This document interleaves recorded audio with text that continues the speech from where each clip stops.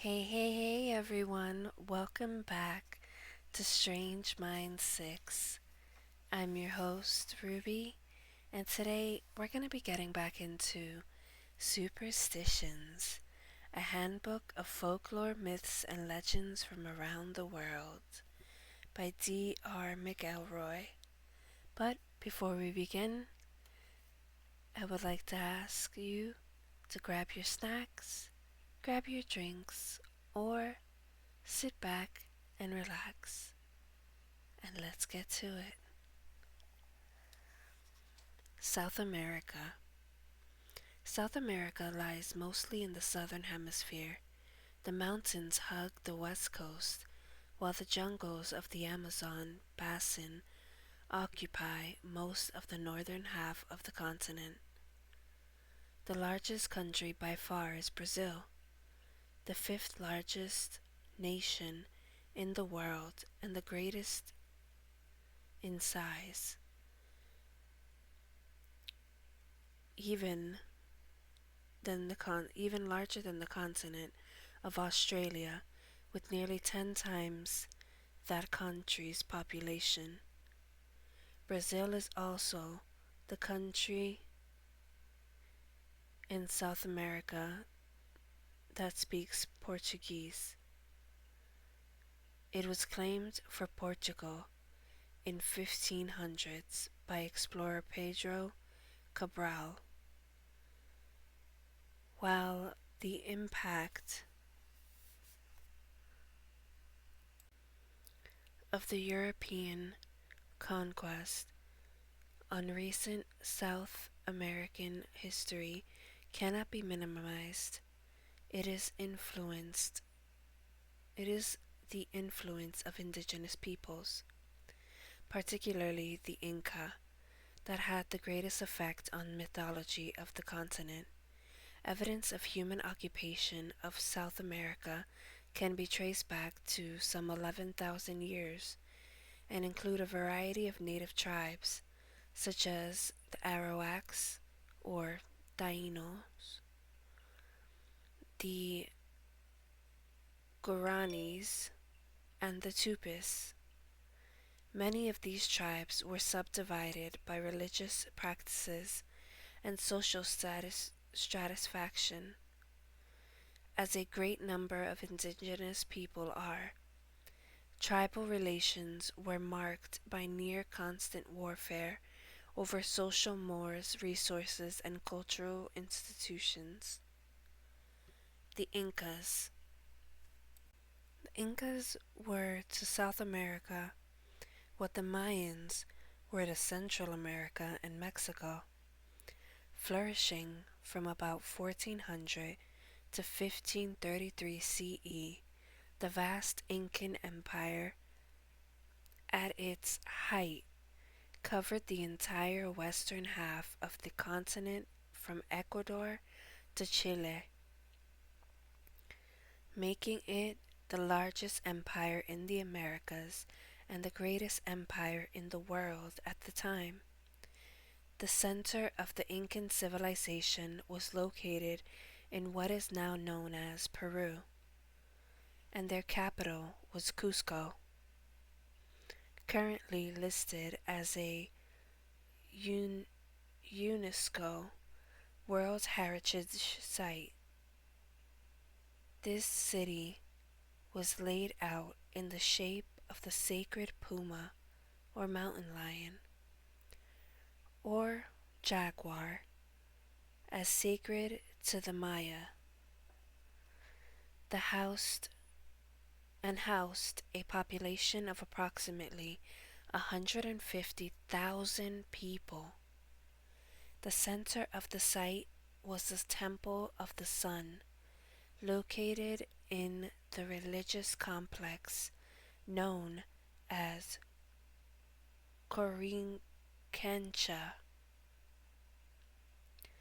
The complex occupied the area that is the tail of the jaguar or puma, and it was dedicated to a number of gods in the Inca pantheon, including Viracocha, the creator god, Quija, the moon goddess, also known as Mama Kila,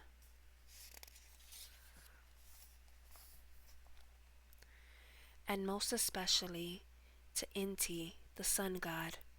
The Inca believed they were descended from Inti. Legends still say that Coricancha was a city of gold, with extensive layering of sheet gold on doors and other architectural features, along with the studying of precious gems, especially emeralds, and the buildings made for a mind-boggling sight. When the Spaniards, led by Pizarro, invaded Peru, gold was believed by the Incas to be the sweat of the sun, while silver was the tears of the moon. Incan gods and goddesses. The Inca religion had a large pantheon of powerful gods and goddesses.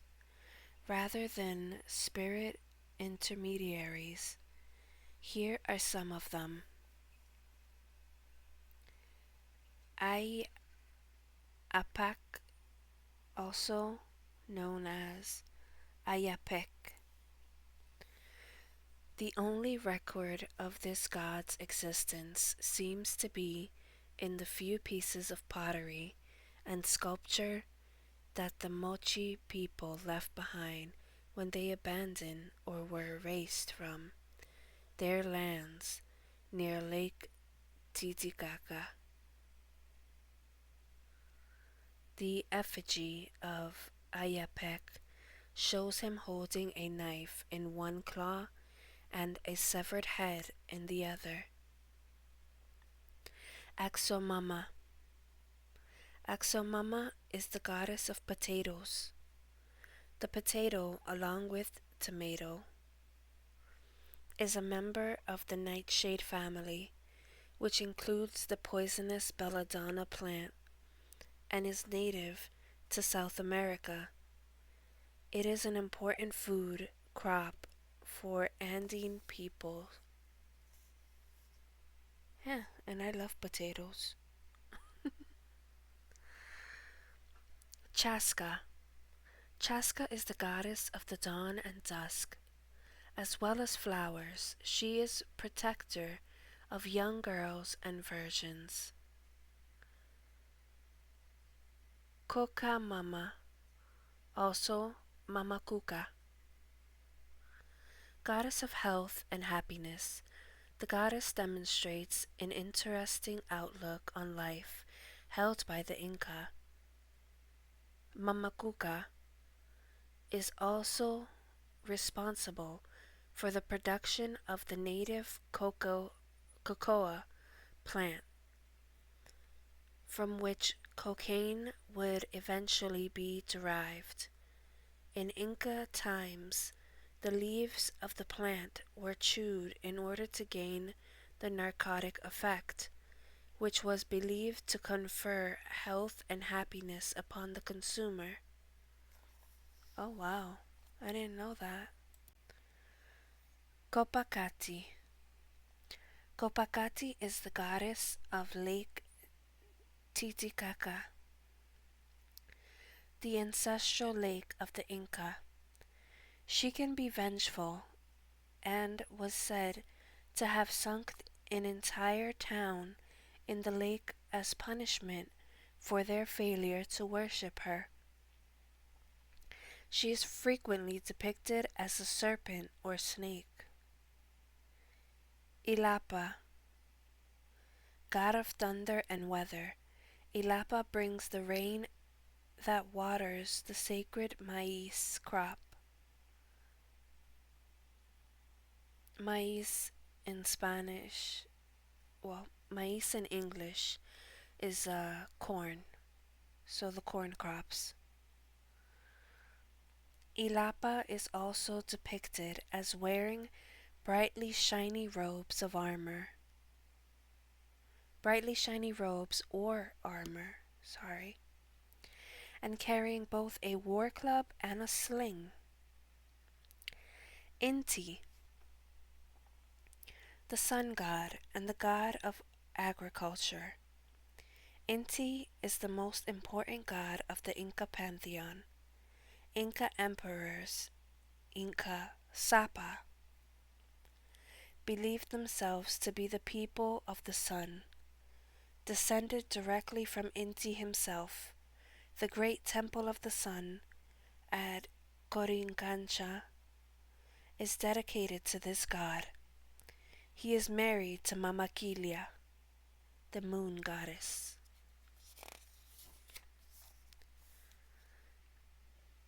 Mama Cocha, also known as Cochamama. Mama Cocha was the goddess of the sea and fish, sometimes depicted as a whale. Manco Capac. Although not born a god, Manco Capac, the first Inca ruler, was blessed by the hand of Viracocha himself, and is considered the earthly embodiment of the god. Like the Hindu avatars, future emperors considered themselves divine descendants of the god Inti. Manco Capac's mate was Mama Oclio, and the two of them were reportedly the only beings who were allowed to survive the great flood that Viracocha unleashed upon the earth. It fell to them the duty to repopulate and civilize the earth.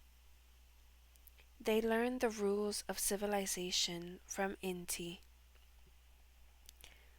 Mama Oclio, the mother goddess.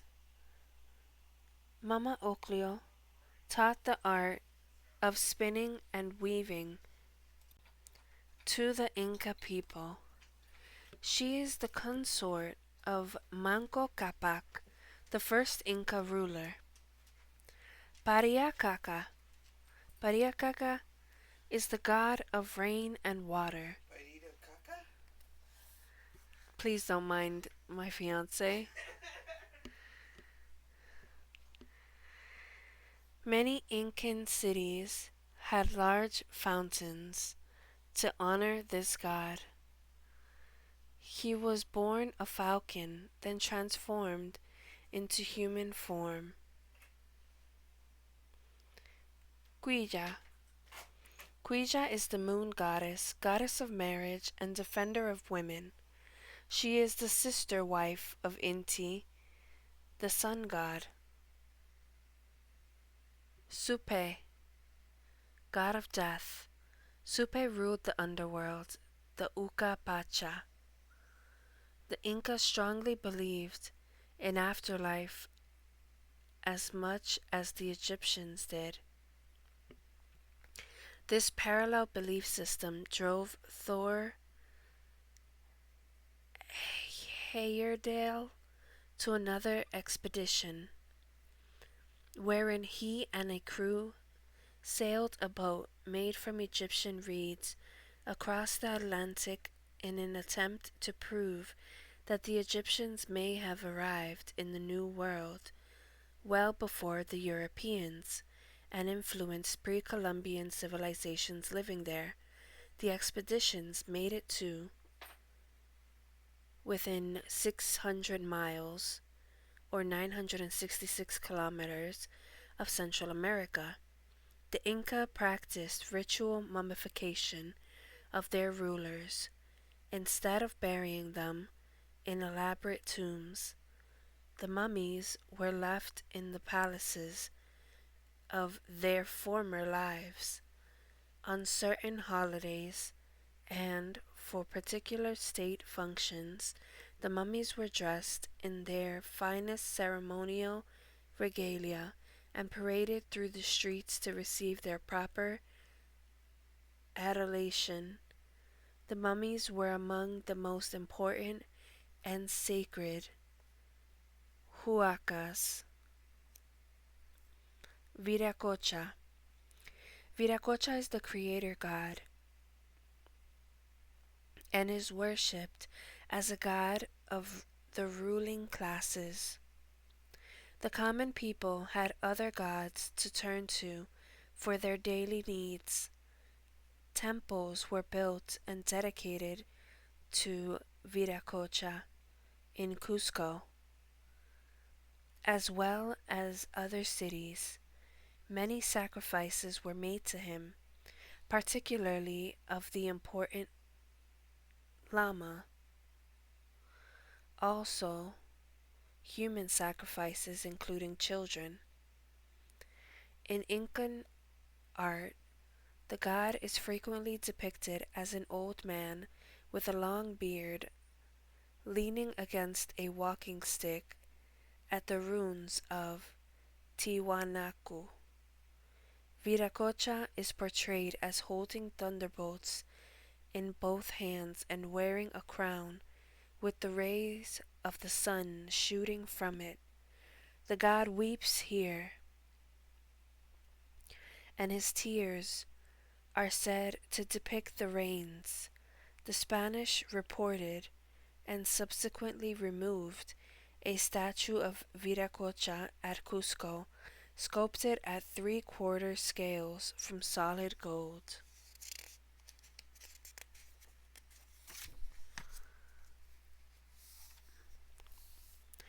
Incan mythical monsters is where we will get to for the next chapter.